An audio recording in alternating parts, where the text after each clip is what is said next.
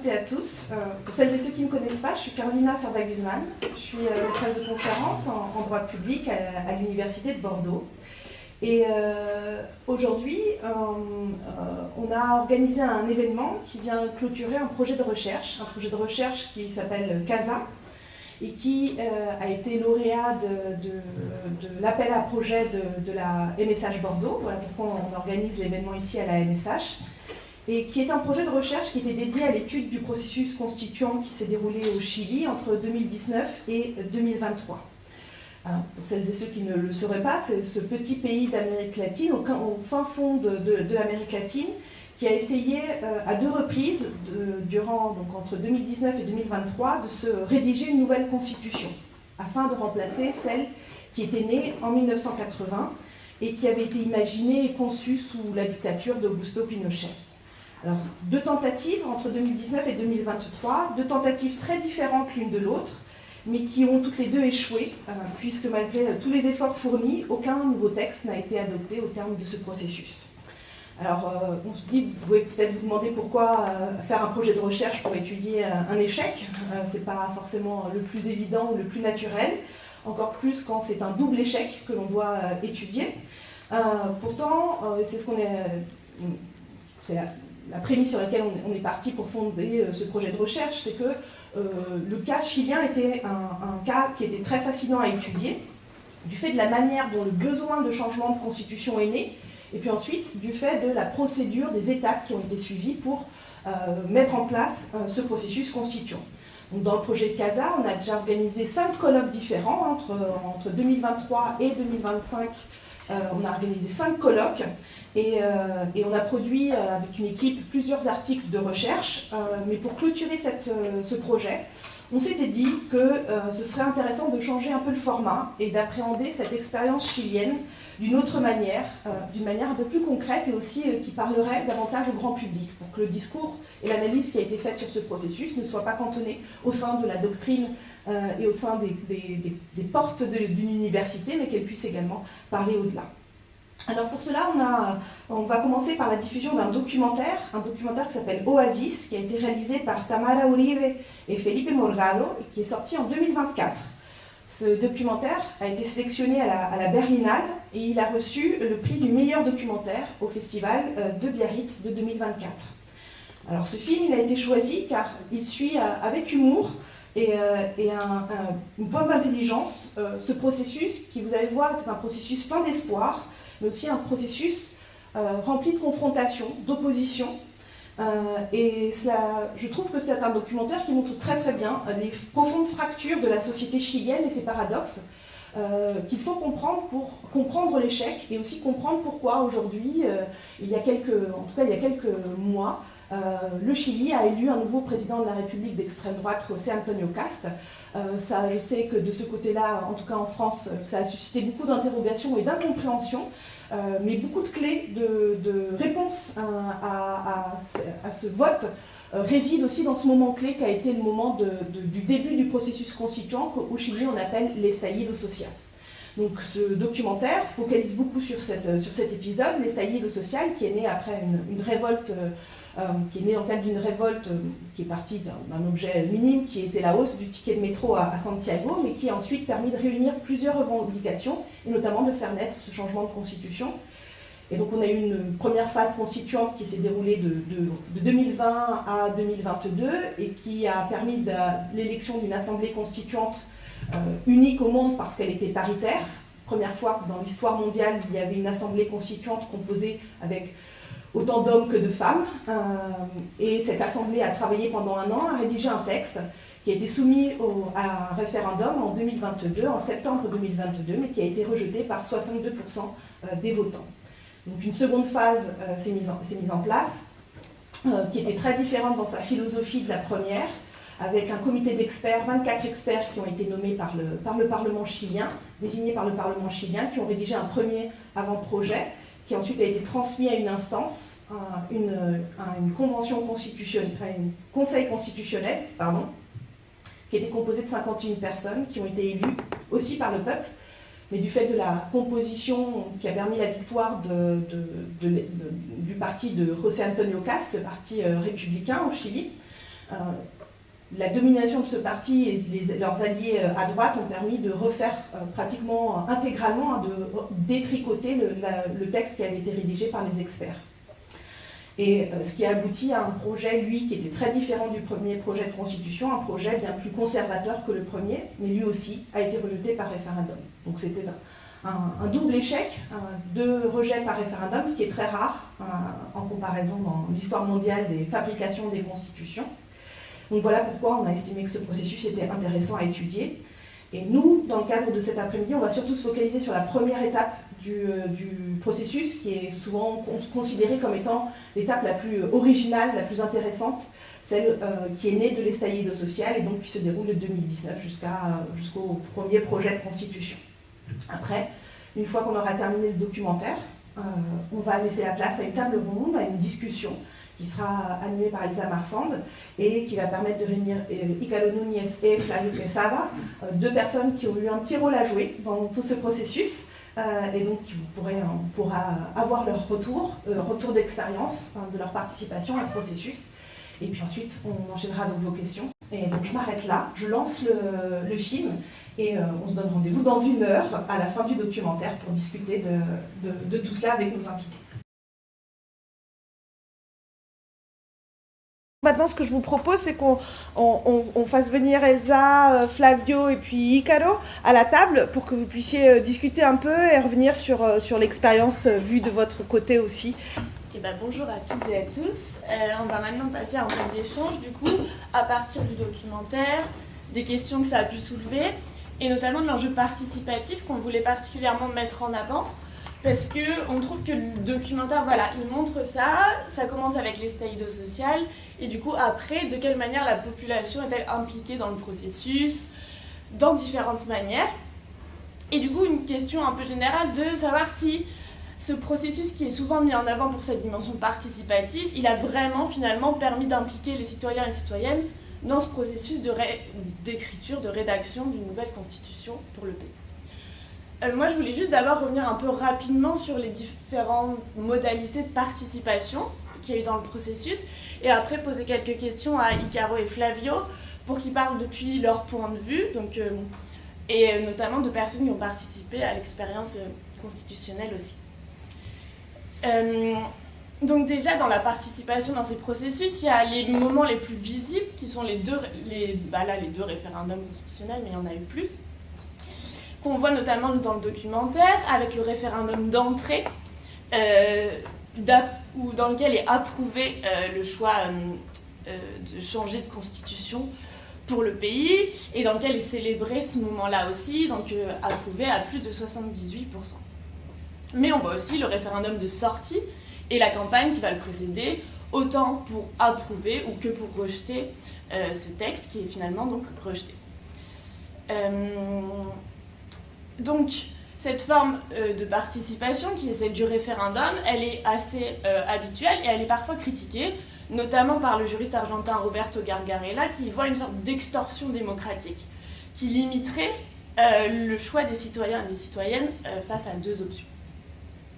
Il n'y a pas que ça, dans le processus chilien, il y a aussi donc la Convention constitutionnelle, qui est l'élection d'une assemblée représentative de la population chilienne, et qui, comme l'a dit Caroline au début, se caractérise par son caractère paritaire, donc c'est la première assemblée paritaire, mais aussi par 17 sièges réservés aux populations indigènes, et qui a surtout été marquée dans ce cas-là par l'élection d'une majorité d'élus indépendantes, donc qui limite aussi la place et le rôle des partis politiques dans ces processus.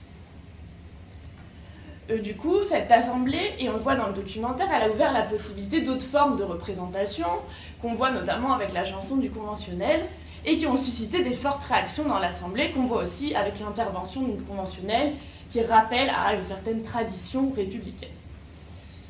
Pour assurer le caractère participatif du processus, d'autres mécanismes de participation ont été mis en place et des formes qui se voulaient plus directes, notamment celle de l'initiative populaire de normes, permettant à des groupes autoconvoqués de formuler des propositions qui ont été soumises à la Convention, mais dont très peu ont été finalement intégrées au texte.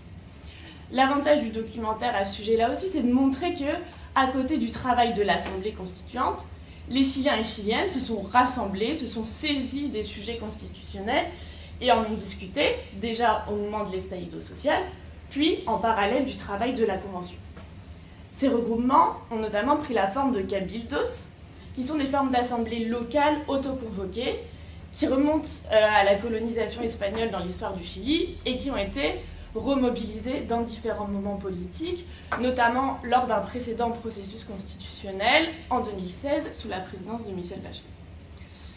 Et aussi, du coup, au moment de l'estallido social, pour l'anecdote, les réalisateuristes de ce documentaire ont décidé de faire cette réalisation dans un cabildos dans lequel ils étaient retrouvés pour échanger sur l'enjeu constitutionnel. Et donc, voilà, on voit dans le documentaire de la mobilisation dans la rue, de la signature de pétitions, et toute forme de conversation quotidienne qui sont venues commenter les processus qui visaient à proposer une nouvelle constitution pour le pays. Donc pour discuter de cette dimension citoyenne et participative, déjà peut-être vous permettre de vous présenter Icaro Flavio, et notamment en mettant en avant de quelle manière vous vous êtes impliqué dans les processus constitutionnels, et aussi peut-être si vous pouvez préciser quelles sont les différentes positions que vous avez occupées, que ce soit celle de citoyens chiliens, celle de militants, et finalement celle de professeurs ou d'étudiants spécialistes de la thématique du droit constitutionnel.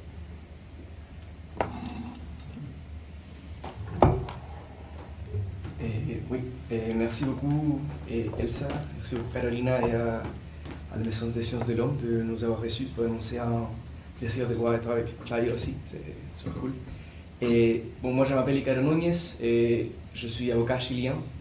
Je suis étudiant de master à Paris 1 en droit constitutionnel et droits fondamentaux. Et je suis assistant de recherche à l'IGRS de la même institution. Et du coup, pendant l'estallido social, moi j'étais étudiant de droit à la Pontificia Universidad Católica Valparaíso, qui apparaît dans le film Valparaíso. Et Valparaíso, c'est la même région dans laquelle il y a les zones de sacrifice qu'on peut voir aussi dans le film, que c'est Quintero Puchuncaví principalement, ainsi comme la région dans laquelle il y a une grosse sécheresse dans ce moment, et surtout par la surproduction de palta, chose qui aussi apparaît dans le film. Et moi, pendant l'estallido social, j'étais étudiant de droit, comme j'ai mentionné, j'étais parti du centre des élèves de ma faculté de droit, et j'étais aussi militant d'un mouvement politique dénominé mouvement autonomiste, qui posteriorement deviendrait le parti de gouvernement actuel. Mais maintenant, je ne participe plus de politique, au moins dans ce sens-là. Et pendant l'estallido, j'ai eu aussi la possibilité de participer à travers le centre d'étudiants et dans beaucoup de cabildos et en particulier des réunions de quartier, parce que les gens et les voisins voulaient savoir qu'est-ce que c'était une constitution et comment ça allait se produire ce changement. Donc nous, comme étudiants de droit, nous nous sommes organisés, nous avons participé à beaucoup de réunions de quartier et beaucoup de fois thématiques. Donc aussi des cabildos de danseurs, des cabildos des syndicats, des professeurs, des cabildos des syndicats d'un musée, etc. C'était ma relation principalement. Et bon, merci beaucoup aussi pour l'invitation, Carolina et Elsa. Et bon, je suis prof de droit au Chili et aussi bon, et je suis un militant, je suis militant socialiste depuis mes études à l'école. Et je viens d'une famille socialiste aussi. Et le Parti socialiste, c'est un parti très important dans la gauche chilienne. Bon, c'était le parti de Salvador Allende et le parti aussi de Michelle Bachelet. Et bon, j'ai eu certaines formations politiques dans mon parti. Et pendant le travail de la convention, j'étais en tant que, bon, dans cette époque-là, j'étais un thésard, c'est-à-dire j'étais comme Elsa en train de faire mon doctorat. Et j'étais à Barcelone parce que j'ai fait ma thèse là. Et bon, j'ai travaillé en tant que conseiller de groupe parlementaire, on pourrait dire, à l'Assemblée du Parti socialiste. Et bon, on a fait aussi certains des cabildos à l'étranger, mais je ne crois pas que ce soit vraiment un type de participation de citoyens ou des citoyens moyens, parce que la majorité en était et des étudiants bon, de master, de doctorat. Et bon, voilà, c'est ça mon rapport vers en ce qui concerne la participation citoyenne, mon rôle pendant le premier processus constituant. Mais il faut dire aussi, c'est le deuxième processus vraiment. Parce qu'on n'a pas eu 2 processus, on a eu 3 processus. Et oui, je viens de participer beaucoup pendant le processus de Michelle Bachelet aussi, et j'ai eu un rôle différent, mais il faut le dire parce que je pense qu'il y a plusieurs éléments qu'on ne peut pas comprendre si on n'a pas, si on étudie vraiment le premier processus, le processus de Michelle Bachelet. Et bon, voilà, c'est ça ma participation. Peut-être, Flavio, là-dessus, si tu peux préciser aussi, donc on a dit qu'on se concentrait surtout sur le premier processus, mais toi, tu as aussi joué un rôle dans le second processus. Ah oui, j'ai été membre de la commission d'experts qui a rédigé l'avant-projet de nouvelle constitution et pendant on dit le deuxième processus, mais c'est vraiment le troisième processus, et qui est un moment assez particulier, à mon avis unique dans l'histoire chilienne. Parce que pour la première fois dans notre histoire, on est arrivé à un accord de 2 partis communistes jusqu'à l'extrême droite. C'est une chose, dans l'histoire chilienne, il n'existe pas un mouvement politique comme ça. Et on a rédigé un avant-projet, et presque à l'unanimité, mais comme l'a bien expliqué, était bien expliqué par Carolina, et l'extrême droite et la droite ont eu le contrôle du Conseil constitutionnel. Donc, ils ont presque refait tous les projets. Donc, c'est pour ça que j'ai, à la fin, appelé à voter contre le projet de la droite et de l'extrême droite. Merci beaucoup à tous les deux pour vos réponses. Peut-être, je voulais revenir sur la question du coup, donc sur cet enjeu de participation. On voit dans le documentaire le passage de l'estallido social où les personnes vont dans la rue, portent des revendications au microphone, dans des rencontres entre eux, échangent sur des thématiques. Et après, donc on leur propose comme solution institutionnelle, c'est les partis politiques qui se réunissent pour proposer un changement constitutionnel. Comment se passe cette appropriation, on pourrait dire, par la population de l'enjeu du changement constitutionnel? Comment on fait pour que changer de constitution, ce soit quelque chose qui parle aux gens, que les gens se le réapproprient? Et là, je pense particulièrement, peut-être, Icaro, si tu peux revenir sur ton expérience dans les Cabildos pour apprendre aux gens les enjeux constitutionnels et faire une sorte de pédagogie constitutionnelle, on pourrait dire. Et je vais répondre dans 2 temps. Et je vois la première question, c'est que, bon, ça commence le estallido social, et ça commence le 18 octobre de 2019 à Santiago, et ça se propage dans la région. Moi je viens de la région, donc le 19 d'octobre. Et ça commence à se propager, on a des manifestations tous les jours pendant plus d'1 mois. Et au début, moi j'étais avec le centre des étudiants et ma cellule politique, on avait décidé qu'on allait aller dans les stations de police, c'est-à-dire essayer de faire une sorte de bilan de qui était arrêté, les raisons de pourquoi et combien de temps. Mais posteriorement, ce qui est arrivé, c'est que le gouvernement local s'est mis en contact avec nous parce qu'il y avait beaucoup de présidentes particulièrement et de réunions de quartier dans les différentes collines de Valparaiso qui voulaient savoir sur la Constitution. Parce que peu à peu, on a passé d'avoir un problème très spécifique, c'est-à-dire 30 pesos dans le tarif du métro à Santiago, à commencer à questionner toute la manque ou la précaire existence de droits sociaux dans le Chili, jusqu'à éventuellement mettre en question la loi fondamentale du Chili, que c'est la Constitution, et qui a été rédigée et approuvée pendant la dictature. Et c'est dans ce moment-là que nous, comme étudiants de droit, on est appelés à essayer d'expliquer et de familiariser les gens avec quelle est l'importance de la Constitution, quelle est la régulation constitutionnelle qui existe du régime des eaux et de la propriété, par rapport à l'environnement, quels sont les rôles, dans quelle mesure la Constitution a une importance qui n'est pas seulement strictement juridique, mais politique, et dans la vie et dans la quotidienneté des personnes et de la vie de tous les jours. Donc c'était comme ça que moi j'ai rentré plus en contact avec cet élément. C'était pas tant que c'était pas seulement que moi j'avais la notion de que le changement de constitution c'était une question importante, mais surtout que j'ai été appelé aussi à répondre des questions par rapport à ça. Ça d'une perspective de personnalité, mais aussi ma grand-mère me demandait, ma tante me demandait de pourquoi est-ce qu'on était en train de parler, de quelle était l'importance, quels étaient les enjeux de changer une constitution et de pourquoi la constitution actuelle était susceptible d'autant de critiques. Et une chose, le deuxième point, c'est que ce qu'on aussi a commencé à faire, et avec les professeurs de ma faculté qui étaient ouverts à le faire, c'était de faire des espaces comme ça et partager par rapport à la question constitutionnelle. Donc on disait, je sais pas, mardi à 18h dans le gymnase du lycée Eduardo Navarra, il va y avoir le professeur de droit constitutionnel, John Charney, qui va être en train de répondre à des questions. Et de faire un petit cours de droit constitutionnel, introduction au droit constitutionnel.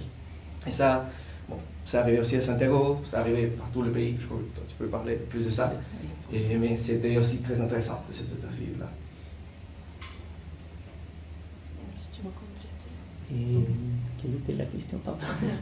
Sur comment les revendications portées par la population de l'Estado, les gens se sont ressaisis de l'enjeu du changement constitutionnel.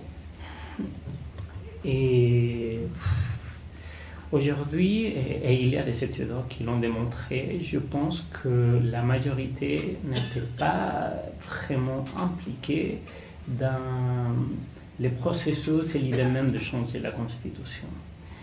Et oui, il y a eu des groupes, les partis politiques, des militants de certaines organisations sociales, mais je ne pense pas que la majorité a été vraiment impliquée.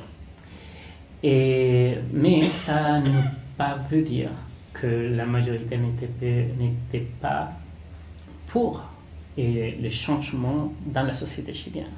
Je pense que dans les moments de l'estallido, le documentaire l'a bien démontré, et il y a une majorité assez importante dans la société chilienne pour changement.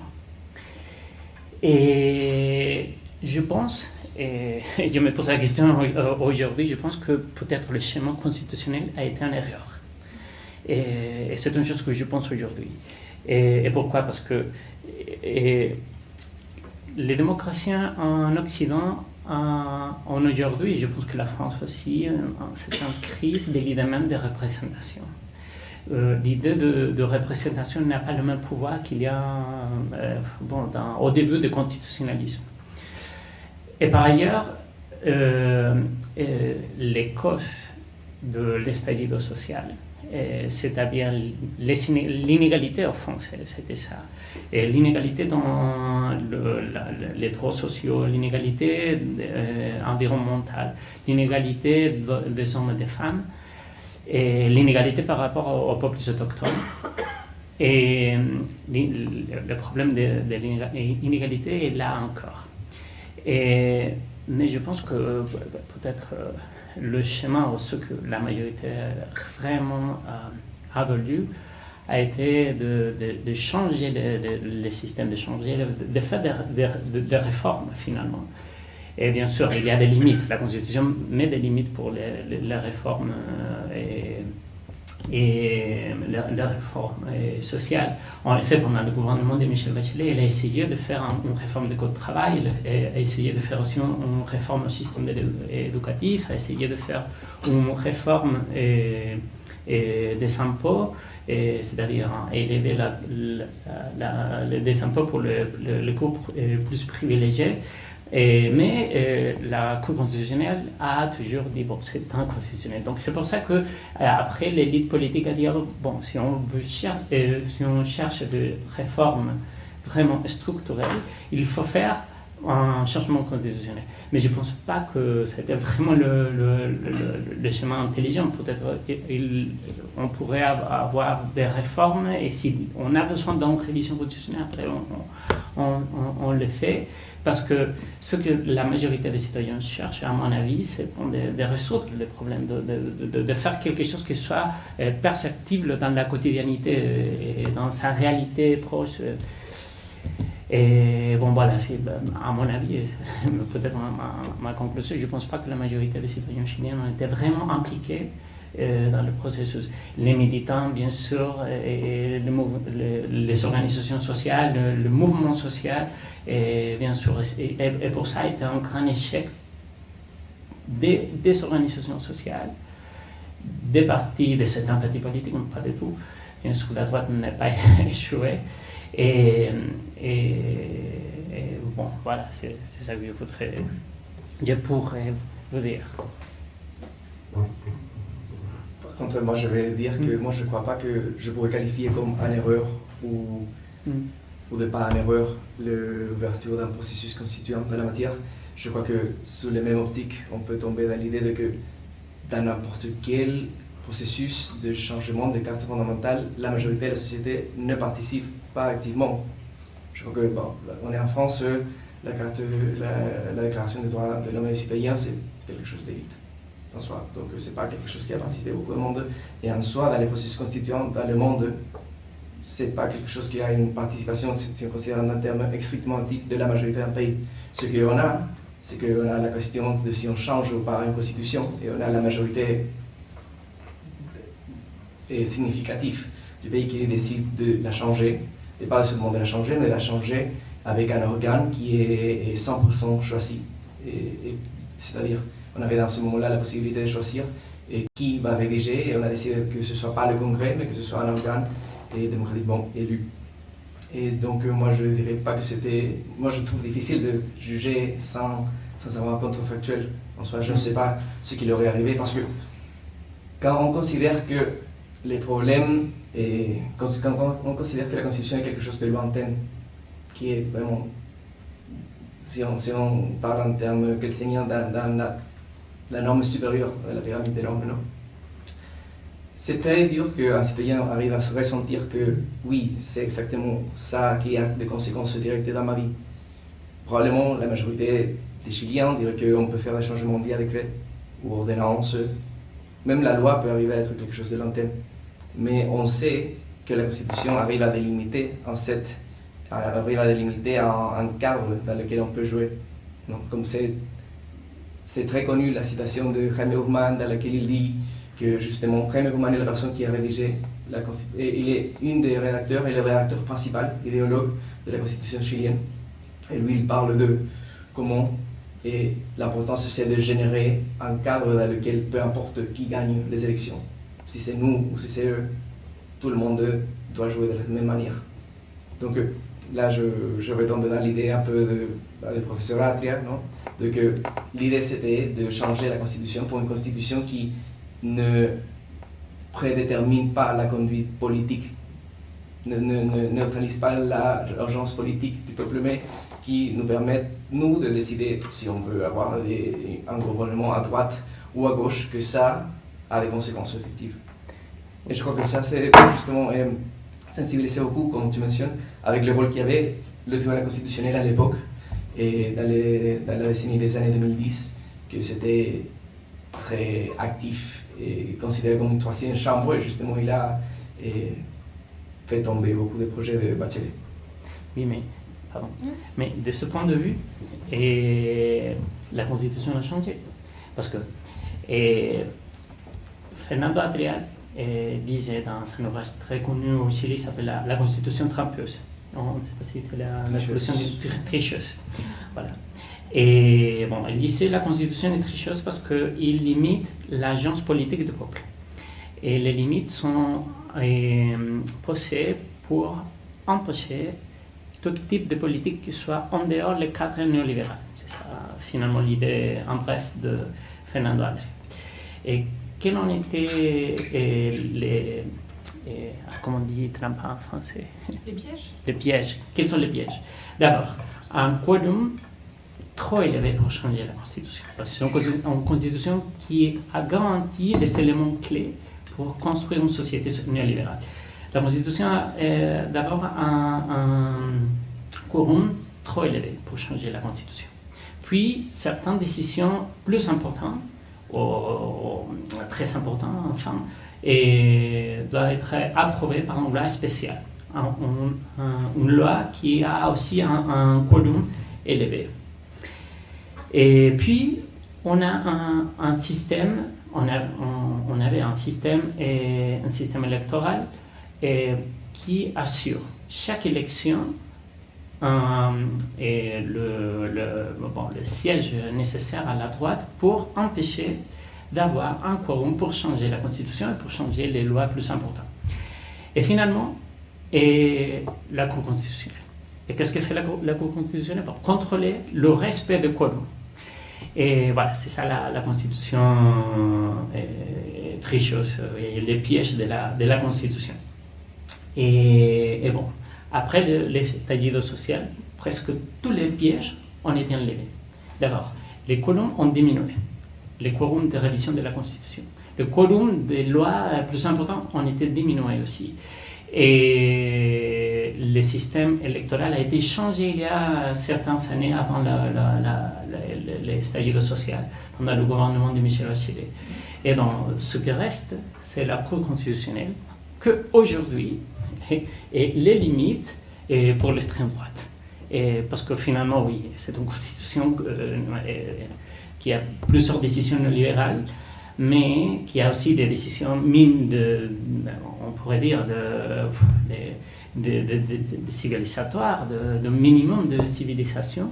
Et c'est pas si c'est l'expression que je pourrais dire en français, mais ce que je veux dire sont des minimums démocratiques qui sont dans la Constitution, et les libertés libérales, et la séparation des pouvoirs, et bon, le respect des traités internationaux des droits de l'homme, et bon, sont garantis par la Constitution, et aujourd'hui sont en limite pour l'extrême droite. Et donc, on a échoué de faire une nouvelle constitution rédigée par des institutions élues pour le changer, mais finalement la constitution dans le sens de Fernando Atria, et dans le sens qui a finalement convaincu à la gauche de changer la constitution. Bon, la constitution, de ce point de vue, a changé. On a une constitution, et en plus, bon, il y a une thèse, on a beaucoup discuté avec Icaro, parce que je pense aussi que la Constitution, en tant que l'interprétation qu'ils font le Congrès, la Cour suprême, la Cour constitutionnelle, a changé aussi. C'est-à-dire, ceux qui ont lu dans la Constitution, c'est différent de ceux qui ont lisé avant l'estallido social. Et bon, c'est une chose aussi intéressante. Merci, mais justement, peut-être pour continuer sur ce que tu disais, et pour revenir un peu au documentaire, on voit vraiment des grandes thématiques qui sont débattues, l'enjeu écologique, l'enjeu de l'enfance, enfin des sujets sociaux qui sont posés en enjeu constitutionnel.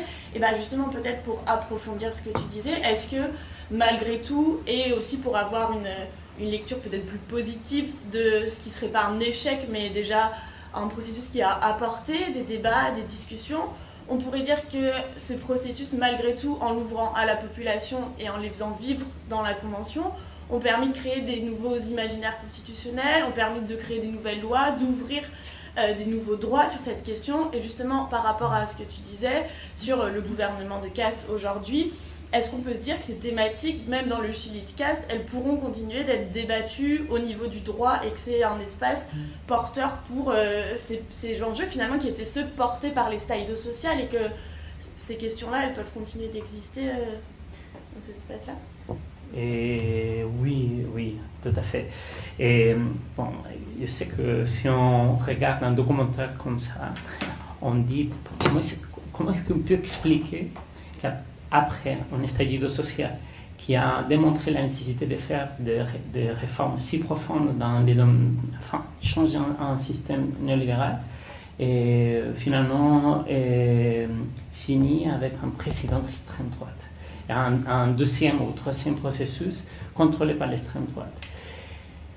Et bon, la réponse, à mon avis, est-ce que je ne pense pas que la majorité de mon pays est d'extrême droite. Bon, Kast est presque un nazi, oui, c'est vrai.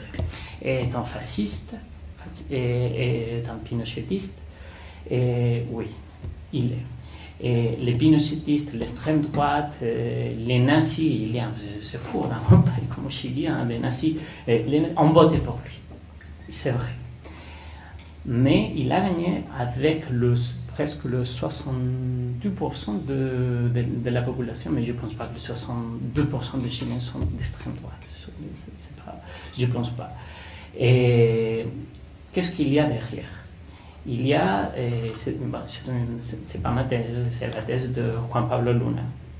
C'est un sociologue très connu, il a fait beaucoup de recherches de champs, on pourrait dire, c'est pas comme on dit en sociologie.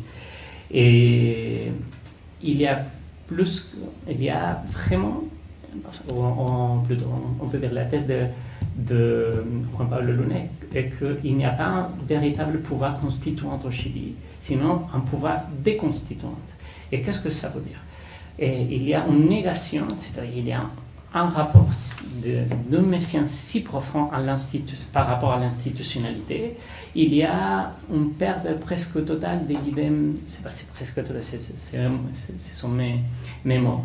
Mais ce qu'il démontre dans ces études, c'est qu'il y a une méfiance réelle dans l'idée même de représentation, une méfiance vers l'institutionnalité, mais dans la réalité, on vit, comme disait Icaro, et la majorité dit, la majorité des secteurs très importants, une réalité très précaire, on peut dire.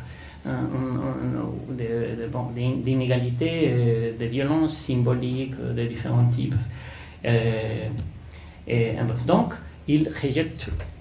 C'est-à-dire, si on dit on est d'accord avec la Constitution, mais non, on ne veut pas la Constitution, on est contre la Constitution. On veut un président de droite, mais non, on vote contre. Et qu'est-ce que c'est voté contre Piñera dans cette époque-là? Il a été voté pour le changement constitutionnel. Qu'est-ce qui a été après voté contre Piñera, qui était le président au pouvoir, et a été voté pour Gabriel Boric. Et après, qu'est-ce que c'est voté contre la proposition de nouvelle constitution, le rejet. Et finalement, aujourd'hui, qu'est-ce qui a gagné finalement? A été une position de rejet du gouvernement actuel, c'est-à-dire la majorité de la population chilienne a voté contre le président Boric, pour plusieurs raisons. Je ne pense pas qu'il a eu un mauvais gouvernement, mais c'est une explication qu'on pourrait dire. C'est un pouvoir contre l'institutionnalisation de tout. La convention, il me semble-t-il qu'il y a des études sur le sondage. Le moment même où la convention a été installée, la citoyenneté a commencé à le rejeter. C'est-à-dire, il me ressemble à l'institution, donc je le rejette. Et je pense que ce n'est pas un problème que de Chili. Le problème de la méfiance vers l'institutionnalité et la perte de croyance à l'idée de représentation et peut-être il y a derrière aussi le même des explications pour la croissance de l'extrême droite en Argentine, peut-être, par exemple, au Pérou, voilà. C'est ça que je pourrais vous dire. Oui, j'ajoute seulement que je crois qu'il y a une matérialisation de ce phénomène particulièrement au Chili parce que le Chili a, au moins dans la région, la réputation d'être très institutionnel. Non? On a une certaine structure d'État dans laquelle on suit beaucoup l'autorité, et on a une crise sociale énorme et on l'a reçue de manière institutionnelle en train de faire une convention constitutionnelle. Et on a cette tradition, par exemple, que Kast gagne l'élection et le premier truc qu'il doit faire, c'est le président Boric doit appeler le président qui va rentrer, c'est-à-dire un président de gauche doit appeler un futur président d'extrême droite pour le féliciter. Donc on a tout ce type d'institutions, mais en même temps qu'on a toute cette histoire-là, on rejette la manière plus facile de perdre le pouvoir au Chili, c'est de gagner le pouvoir et d'être en position de pouvoir. On arrive à la présidence de la République et immédiatement on descend à 30%. Je crois que la seule personne qui a eu des chiffres positifs, c'était Bachelet 1, je crois. Et un année avant de terminer son cycle, sinon tout le monde, il y a depuis 2005 et plus tard au Chili, avec constamment, le président de la République est constamment avec des chiffres rouges. Merci beaucoup à tous les deux. Je vous propose qu'on ouvre rapidement dans les 10 minutes qui nous restent les questions à la salle. Je voudrais savoir la position du clergé.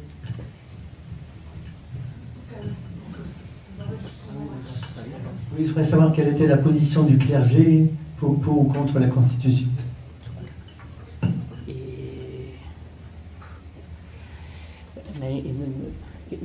Il me semble-t-il qu'ils ont eu un rôle assez secondaire.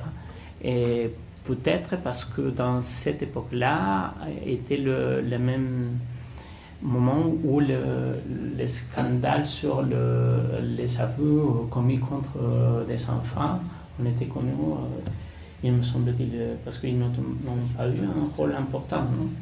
Et non, ça dépend du clergé par contre. Et au Chili, c'est un pays majoritairement chrétien, et dans l'univers chrétien, on est un pays majoritairement catholique. Par contre, l'église évangéliste a commencé à grandir éventuellement plus.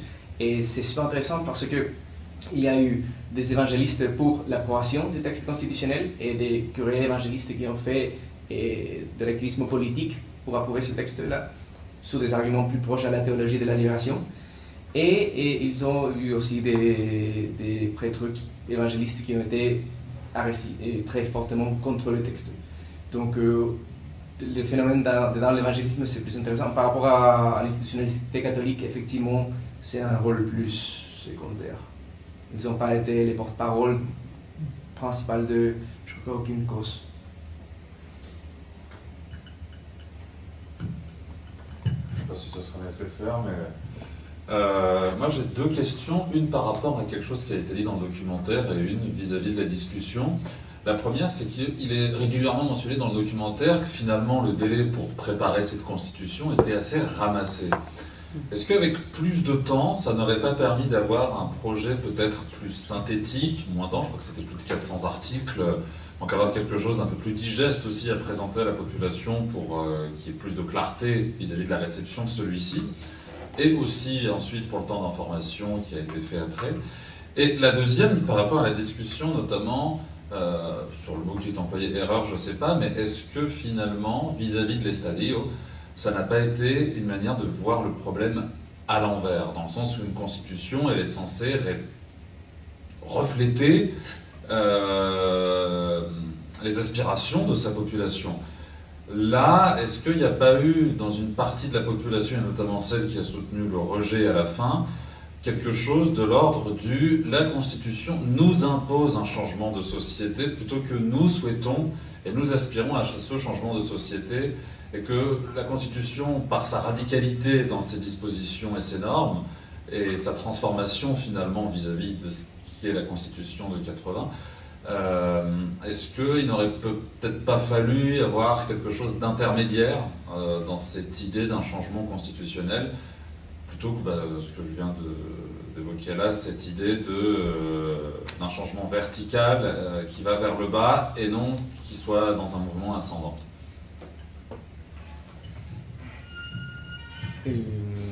Ok, et donc mon père il dit toujours que l'amour c'est sur le timing. Et je crois qu'en politique c'est un peu la même histoire. Et parce que on était en 2019, il y avait beaucoup de manifestations et on a décidé, il y a eu cet accord pour la paix et dans lequel il y a tous les politiques ensemble et les politiciens. Et on décide qu'on va faire ce référendum. Et qu'est-ce qui arrive en 2020, au début de 2020, c'est la pandémie. Et si les cabildos, c'est toute la logique de faire des réunions de quartier, c'est de se réunir.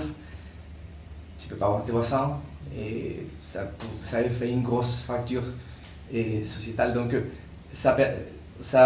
l'idée c'était que le plébiscite et tout ce processus allait être même plus accéléré ou en termes au moins de date.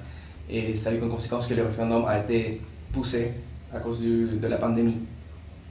Et de la quantité de temps total qu'il avait la Convention, et on doit considérer aussi qu'ils avaient non seulement rédigé une constitution, mais ils devaient aussi rédiger un règlement constitutionnel pour voir comment ils prenaient les décisions. Donc ils sont passés, je crois que c'est des 9, En septembre, ouais, en fait, ils ont commencé à discuter en juillet et en septembre, fin septembre, le règlement est adopté. Oui, donc ils passent une bonne quantité de temps à discuter sur comment ils prennent les décisions, chose que si c'est un organe qui est censé avoir le pouvoir constituer, là ça rentre en discussion, mais ils passent beaucoup de temps à discuter ça et il ne reste pas autant de temps. Et quand on voit le droit comparé, c'est super lourd. Oui. Comme on a essayé de rédiger un texte très rapidement, avec pas beaucoup de temps. Et ça fait que ça a la conséquence de que chaque scandale de jour, ça a des résultats telluriques dans l'élection. Et je crois que c'était la première question. La deuxième question, c'était par rapport à l'imposition de la Constitution, non? Pas l'imposition, mais oui, plutôt le côté, la radicalité du changement qui est qui pourrait être vu comme vertical avec un mouvement descendant et ne pas forcément répondre à toutes les aspirations de la population sur l'instant T en provoquant un changement aussi rapide, et ce qui aurait donc peut-être conduit au rejet. Et bon, je prends la question. Et il y a une chose que je pense qu'il faut réfléchir d'abord. Quel type de changement a été en jeu l'année 2019 au Chili? Le changement de système capitaliste, je ne pense pas. Et une façon complètement nouvelle d'organiser le pouvoir. Je ne crois pas non plus. Qu'est-ce qui a été en jeu pendant les estallidos sociaux? Je pense deux choses. D'abord, des réformes dans les plans des droits sociaux et une démocratie un petit plus inclusive. Et que ça. Et parce que, oui, je sais, normalement, dans la gauche, on rêve toujours pour un changement profond, pour changer la société complètement, mais les changements n'arrivent pas d'une élite, comme on pourrait dire, d'une élite éclairée qui vient nous dire ce qu'il faut faire. Non, c'est au moins depuis les grandes théorisations qu'on a eues dans la gauche, on sait que les changements viennent d'en bas et sont des changements sociaux qui après s'expriment dans l'institutionnalité. Donc, et c'est une chose que je disais toujours pendant le processus constituant après l'estallido social. Et ici, il y a deux choses à changer. Il n'y a que deux choses. Et droits sociaux, démocratie. Et qu'est-ce que ça veut dire, la démocratie, une démocratie plus inclusive? L'inclusion des femmes, l'inclusion des peuples autochtones, et je dirais que voilà, que ça. Et dans le domaine des droits sociaux aussi, le réfléchir d'une façon différente, parce que quand l'État-providence a été construit en Europe, a été un impact entre les capitales et le travail qui a été fait entre l'organisation des travailleurs, qui était une organisation des hommes, et le capital. Donc les femmes en étaient exclues. Et donc l'État-providence a été pensé toujours sans les femmes. Et donc comment on peut penser un État, on disait au Chili social, un État-providence, avec les femmes? C'est un État qui fait, ou plutôt que qui fait de soins. C'est pour ça que dans le projet de nouvelle constitution, il y a le soin, on dit, est une chose socialisée, le cuidados. Ouais, le care. Et on peut socialiser le care. Le mot en anglais. D'accord. Et que ça, donc, si sont les choses qu'on pourrait dire sont la synthèse de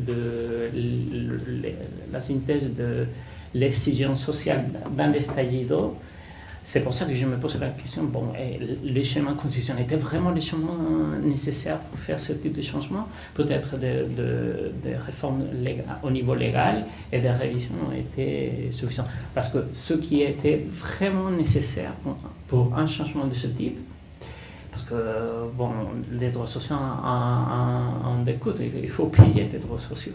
Et que quand on le paye, bon, les grandes entreprises, les capitales finalement.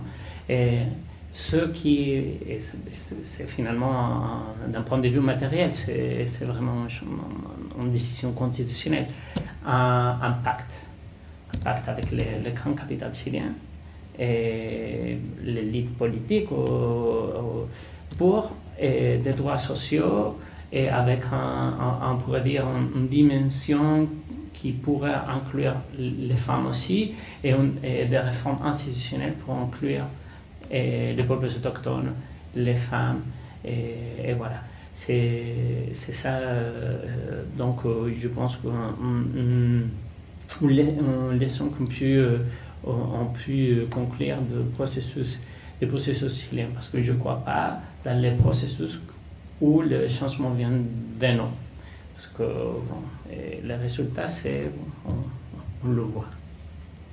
Je ne sais pas si j'ai le temps pour rajouter un petit truc. Non, peut-être la conclusion. Oui. Ok, et j'ai pensé à une autre question. Le processus constitutionnel qui a commencé à Bachelet dans les années 2010, et il a souvent été décrit comme un processus imposé vers le parce que c'était une idée principalement de l'exécutif de donner l'impulsion à ces processus. Par contre, le processus qui a été enchaîné après, le estallido social, est plutôt caractérisé comme un processus qui vient d'en bas parce que justement, il n'y a pas cette idée de que c'est le pouvoir institutionnel ou traditionnellement constitué qui propose ce changement, mais qu'il semble recevoir, non, ou essayer de traduire ou de répondre à un besoin. Et je veux m'arrêter dans ce mot-là parce que je crois que, en général, c'est ça le problème qu'on arrive à retrouver. C'est un problème de traduction. Et il y a en italien, en matière de littérature, cette phrase qui c'est traduttore traditore, que c'est celui qui traduit, trahisse généralement.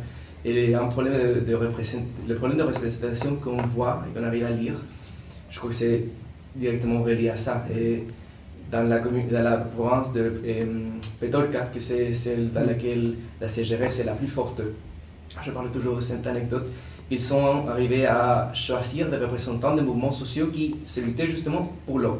La personne qui apparaît dans le documentaire en train qui est super contente parce qu'elle a été choisie, c'est Carolina Vilches, qui c'était partie de Moatima, qui c'est un mouvement social, et qui était aussi dans la commission après de l'environnement, et était une des personnes qui a lutté le plus fortement pour la conservation la conservation du droit humain à l'eau et à l'assainissement.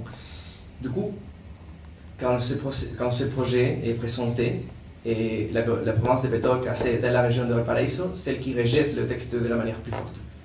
Donc là, on peut se poser la question, d'une part, oui, c'est plus complexe, les gens généralement réagissent à un texte, pas seulement par rapport à une question, mais par rapport à une multiple. Mais aussi qu'il y a un problème de traduction peut-être, qu'il y a quelque chose dans le réassemblage, dans le sens qu'on croit comprendre à partir d'une institution libérale moderne comme le vote, qu'on n'est pas en train de saisir complètement. Et je crois que c'est ça ce qu'il arrive à nous démontrer, ce processus, ces multiplicités de processus.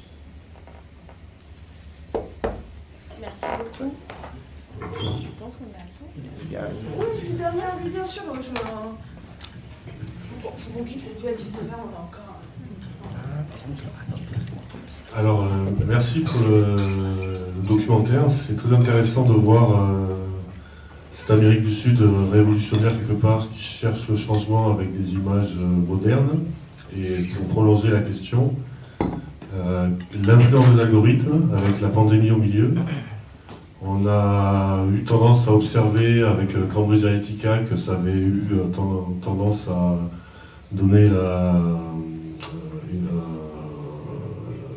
des éléments favorables à l'extrême droite. Et que comme on cherche justement une révolution qui soit portée par le bas, malheureusement les algorithmes ont tendance à agripper facilement le bas entre guillemets et à faire perdre la raison sur certaines notions qui paraissaient évidentes. Donc comment, vu que vous l'avez vécu directement, vous avez perçu l'influence des algorithmes au niveau de ces processus? Oui, je pense que a été la cause décisive. Il y a plusieurs problèmes dans le processus d'élaboration de la Constitution, mais les fake news ont été un phénomène massif dans le processus. Mais par contre, je pense que les partis politiques et l'organisation sociale ont été aussi en responsabilité parce que ça a été une chose complètement prévisible. Et bon, la droite et le pouvoir économique, jamais dans l'histoire, ont donné pouvoir facilement. Mais non, c'est compréhensible. Ils ont utilisé tous les moyens pour empêcher un texte que d'un haut était vraiment une chose travaillée depuis le bas et d'en bas. Et qui ont adopté des décisions contre leurs intérêts. Donc, oui, a été une cause. Je ne pense pas qu'elle soit la cause décisive, mais a été en cause, surtout parce que les élections ont été mises en place pendant la pandémie. Donc, presque tout le monde enfermé sur les écrans et voilà. Et il me semble aussi qu'il y a des études qui sont apparues après qui démontrent l'importance ou le fake news dans la campagne. Dans cette ligne-là, il y a un paper que je ne me souviens pas de l'auteur, mais qui s'appelle Te van a quitar tu casa, ils vont prendre ta maison. Oui, c'est ça. Oui, et qui analyse justement l'effet des fake news et des algorithmes dans les résultats du référendum de 2022. Et si bien ce n'est pas évidemment la seule cause, ça joue un rôle prépondérant et énorme. Il y a aussi un projet individuel qui, à titre personnel, des étudiants ont développé qu'ils attendaient à l'extérieur, généralement dans des lycées, donc dans les lycées de votation, et pour les demander aux gens, interviewer de manière massive pourquoi ils avaient voté ce qu'ils avaient voté. Et cette question de parce que je ne voulais pas qu'on me prenne ma maison, parce que je voulais pas qu'on m'exproprie l'argent que j'ai mis de côté, parce que je veux pas devoir partager ma maison avec un immigrant. C'était des raisons qui se répétaient dans les réponses des personnes. Donc je crois qu'il y a un élément de désinformation très fort, mais je partage avec Flavio que c'est quelque chose qu'on aurait dû prévoir. Et aujourd'hui, on va devoir prévoir parce que c'est echarle la culpa al empedrado, c'est se plaindre par une question qu'on sait déjà que c'est ce qui arrive. Donc on doit réagir par rapport à ça et savoir comment faire. Mais c'est quelque chose qui va pas continuer à passer, probablement. Je sais pas si... C'est bon? De ma part, oui. On arrête là? Bon, et seulement pour terminer, le dernier truc, seulement pour terminer dans un ton, je ne sais pas si plus joyeux, ou avec un certain degré d'optimisme.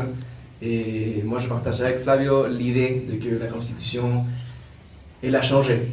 Je crois que le moment constitutionnel qui a été ouvert par 2019, moi personnellement, Flavio va parler plutôt depuis le processus de Bachelet. Moi, je crois que l'énergie constituante se trouve plutôt de 2019 à 2023.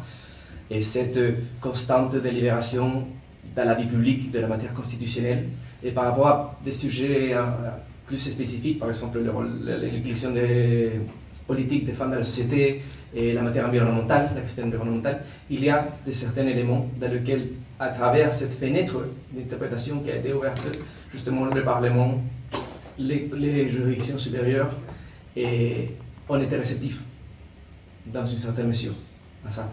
Et je crois que ça a généré, je partage ça complètement la thèse de Fayot, par rapport à ce point-là, il y a eu un changement de constitution. C'est difficile de parler de la même constitution que 1980. Intérieurement. Et le processus d'indépendance de Chili a commencé en 1810. L'année 1811 et Juan Egaña a rédigé un projet de constitution de Chili. C'est le premier projet de constitution de Chili. C'est un projet qui jamais a été adopté. Il a été élaboré pour le premier congrès national, mais il n'était jamais approuvé ni adopté. Et bon, après, il y a eu des autres règlements constitutionnels. Ils ont eu la reconquista. L'Espagne a reconquis le pays. Et finalement, ce texte, je viens de l'étudier pour notre projet, a plusieurs idées très intéressantes.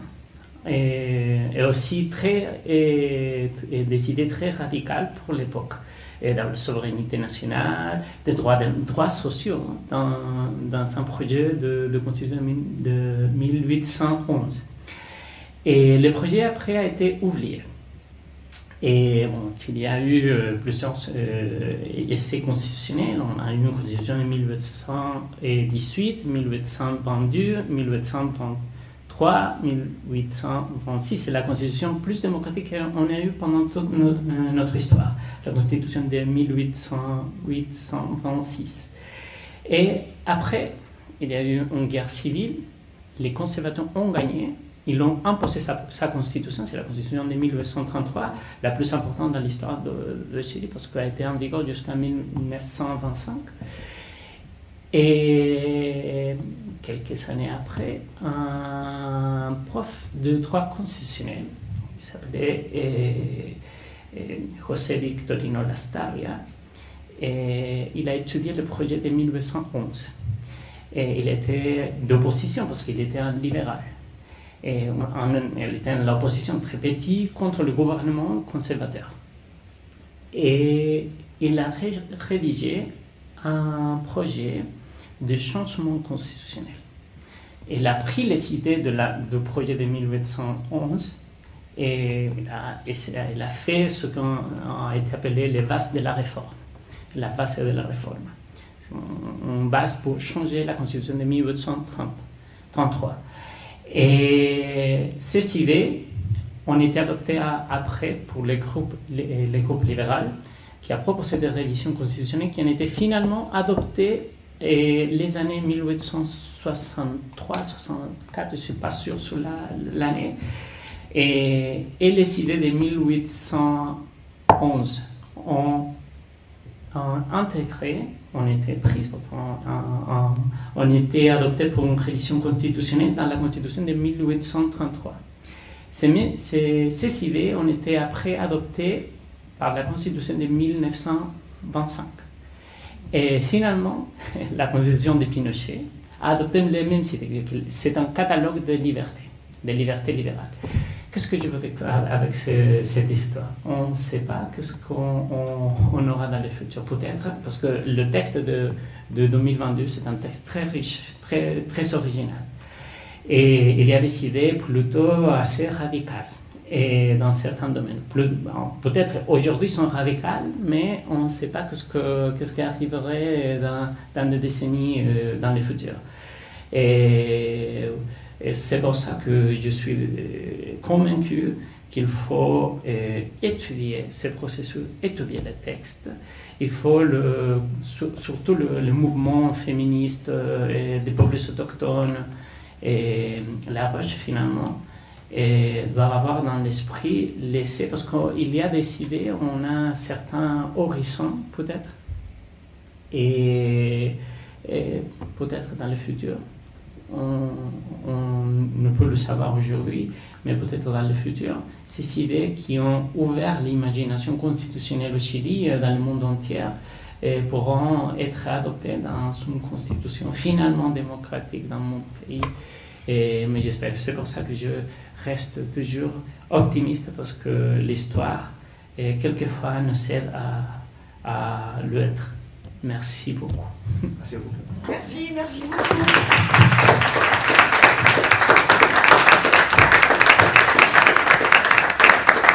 Merci beaucoup, parce que ça clôture vraiment très très bien ce projet kazakh qui a été lancé en 2023. Lancé en 2022, mais commencé à être exécuté en 2023. Donc 1000 fois merci pour votre présence. Et voilà, j'ai l'impression de fermer enfin ce chapitre autour de ce projet de ce processus constituant, mais avec encore l'envie évidemment de continuer à réfléchir sur tout ce qui se passe. Donc encore merci pour votre participation, et moi en tout cas je fais une petite pause de parler du Chili pendant un bout de temps pour essayer de parler d'autres choses, mais on reviendra à nouveau sur le cas Chili. Merci mille fois.